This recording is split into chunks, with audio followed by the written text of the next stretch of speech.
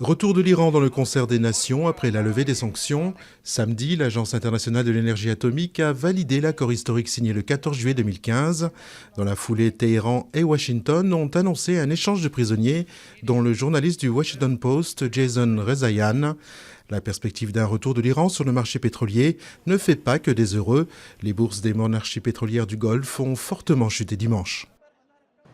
Ouagadougou, toujours sous le choc, dimanche, au lendemain d'une attaque djihadiste.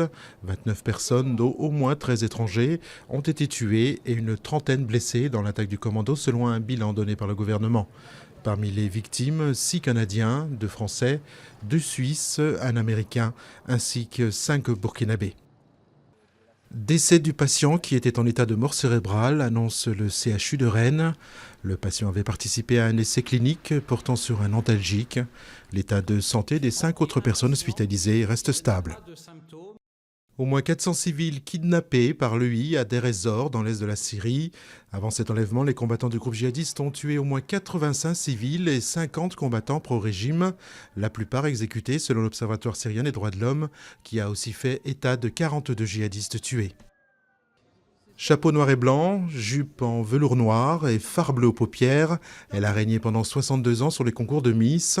Geneviève de Fontenay, 83 ans, a fait ses adieux au public et au monde des Miss samedi lors d'une dernière participation à une finale de Reine de beauté. Je crois que je ne me sens plus trop dans l'air du temps, avait-elle déclaré pour expliquer sa décision.